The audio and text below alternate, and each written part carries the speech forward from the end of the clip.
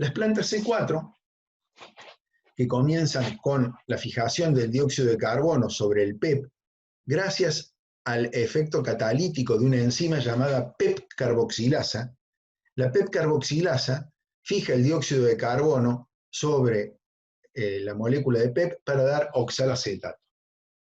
El oxalacetato va a salir de las células del mesófilo para transportarse hacia las células de la vaina del haz. Pero como el oxalacetato no atraviesa fácilmente las membranas biológicas, se va a transformar en malato, que es otra molécula de 4 carbonos, bastante parecida al oxalacetato, pero que sí es capaz de atravesar las membranas biológicas. Para ello, una molécula de NAD-fosfato reducido va a ceder los electrones para que el oxalacetato pase a malato. El malato va a atravesar las membranas, va a llegar a la célula de la vaina del haz, y en la célula de la vaina del haz se va a decarboxilar, dando piruvato y generando una molécula de NAD-fosfato reducido, y esa decarboxilación va a producir una molécula de dióxido de carbono que va a alimentar un ciclo de Calvin, igual que el ciclo de Calvin que tienen las plantas C3, con la misma rubisco, que tiene su misma acción carboxilasa como su acción oxigenasa, pero que acá la acción oxigenasa va a estar muy disminuida, va a ser muy difícil que se lleve a cabo, porque en la atmósfera va a estar enriquecida con el dióxido de carbono que bombea el malato que se decarboxila en las células de la vaina del haz. Es decir, acá tenemos un ciclo de Calvin que, como cualquier ciclo de Calvin, comienza con la carboxilación de la ribolosa difosfato, que esa carboxilación es catalizada por una enzima rubisco, que como cualquier enzima rubisco va a tener actividad oxigenasa, pero esa actividad no va a poder estar muy presente, ya que la atmósfera de las células de la vaina del haz va a estar sumamente enriquecida en el dióxido de carbono que es traído por el malato. El piruvato, que es el producto de la decarboxilación, va a volver desde las células de la vaina del haz hacia las células del mesófilo, y en las células del mesófilo, mediante una reacción que nosotros cuando veíamos glucólisis y gluconeogénesis no la vimos, porque es muy específica de las plantas C4, va a poder volver en un solo paso de piruvato a PEP. Nosotros veíamos que el comienzo de la gluconeogénesis del piruvato hacia el PEP lo hacíamos mediante un rodeo pasando por oxalacetato y por malato. Pues bien, las plantas C4 pueden volver de piruvato a PEP, pero lo hacen a un alto costo, ya que cada vez que una molécula de piruvato se convierte en una molécula de PEP, una molécula de ATP pasa a una molécula de AMP, o sea que se pierden dos enlaces de alto potencial de transferencia, ya que el trifosfato pasó a monofosfato. Y de esta manera hemos repuesto el PEP con el que comenzó este ciclo, el ciclo de Hatch-Lack, nombre que lleva el nombre de quienes fueron los descubridores de este ciclo. De esta manera, las plantas C4 tienen una mayor eficiencia para aprovechar el dióxido de carbono, ya que el dióxido de carbono que entró en las células del mesófilo fue aprovechado en las células de la vaina del haz para producir dióxido de carbono. Disculpen, para producir glucosa a partir del dióxido de carbono. En este esquema de la estructura de las hojas de las plantas C4 se puede ver cómo las células del mesófilo están en contacto con los estomas, de manera tal que están en contacto con la atmósfera, mientras que las células de la vaina del haz están resguardadas del contacto con la atmósfera, y por lo tanto la atmósfera que se genera es la que produce el bombeo del dióxido de carbono que el malato realiza desde una célula hacia la otra. Esta forma de fijar el dióxido de carbono es mucho más eficiente y por lo tanto permite un mejor aprovechamiento, pero tiene un problema. El problema es que genera un mayor gasto de energía. Esto explica por qué las plantas C3 predominan en algunas zonas de la Tierra y las plantas C4 pueden predominar en otras regiones, porque si no sería de esperar que las plantas C4, con tanta ventaja sobre cómo aprovechar el dióxido de carbono, poco a poco fueran desplazando a las plantas C3 de la faz de la Tierra, gracias a sus ventajas comparativas. Sin embargo, las plantas C3 solo consumen 18 moléculas de ATP para fijar un dióxido de carbono. Recuerdan que nosotros habíamos visto que se consumían 12 en el paso del 3-fosfoglicerato al glicaldehído 3-fosfato y se consumían 6 más cuando la ribulosa difosfato era, la ribulosa 5-fosfato era fosforilada a ribulosa difosfato, o sea, 18 carbonos. Pero en el ciclo de Hash-Lack, además de los 18 que se van a consumir acá para que 6 dióxidos me den una glucosa, voy a necesitar que 6 piruvatos pasen a PEP y por lo tanto que 6 ATP pasen a AMP. Entonces, en las plantas C4 yo voy a tener que 6 dióxidos más 12 NADFosfatos reducidos, que son los que se consumen en el ciclo de Calvin, más los 18 ATP que se consumen en el ciclo de Calvin, que pasan a ADP, más 6 ATP que pasan a AMP, me van a dar un consumo final de 30 moléculas de ATP, porque van a ser 18 que pasan a ADP, que serían 18, y 6 que pasan a AMP, que serían 6 por 2, 12, más 18, 30. Es decir, que las plantas C4, cada vez que generan una molécula de glucosa, consumen 12 moléculas de ATP más que las plantas C3. Eso explica por qué las plantas C4 predominan en ambientes cálidos, en ambientes subtropicales, tropicales, en ambientes un poco más secos también, y las plantas C3 predominan en los ambientes templados, en donde predominan temperaturas moderadas, que no hacen que se cierren los estomas, que no acelera la actividad oxigenasa de la rubisco, porque no hay altas temperaturas, y tiene la ventaja de no consumir ese ATP extra que consumen las plantas C4 en el funcionamiento del ciclo de Hash-Lack. Las plantas C4 no son la única alternativa que existe a la fijación de dióxido de carbono, al funcionamiento de las reacciones bioquímicas de la fotosíntesis.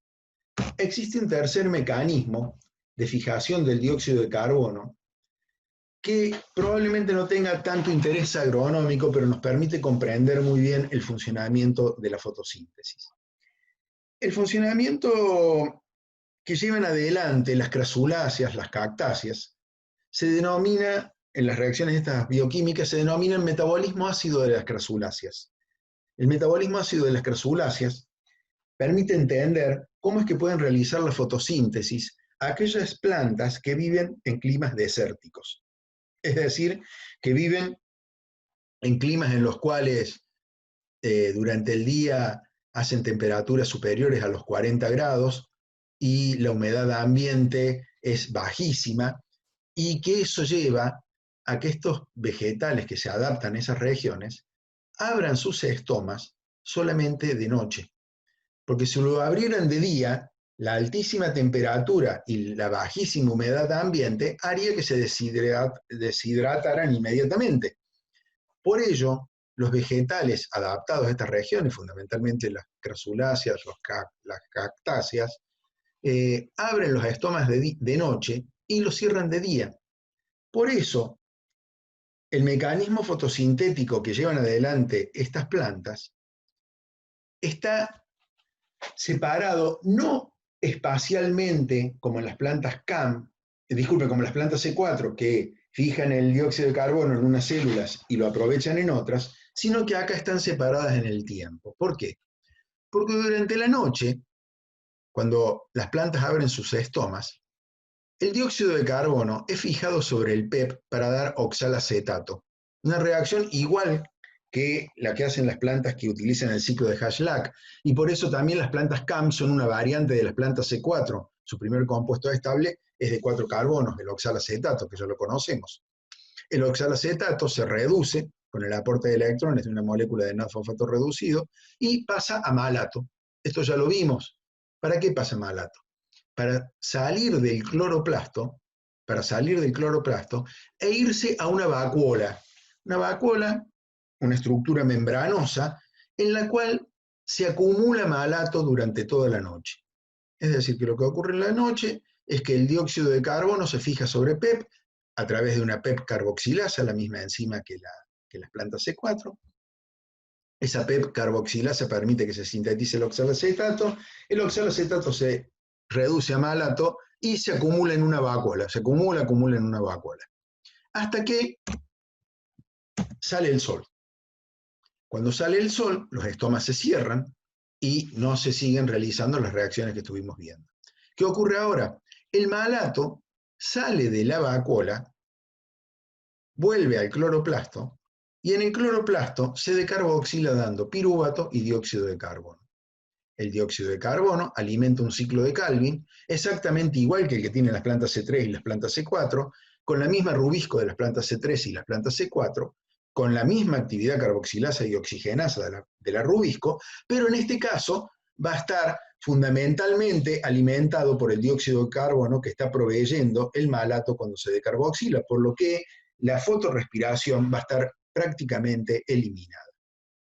Durante el día va a funcionar el ciclo de Calvin, va a producir G3P, que por gluconeogénesis va a ser glucosa que se va a almacenar como almidón, a donde también va a ir el piruvato proveniente de la carboxilación del malato, y parte de ese almidón va a ser utilizado cuando vuelva a oscurecer y se cierren los estomas y vuelva a funcionar la carboxilación del PEP a través de la PEP carboxilasa para dar oxalacetato.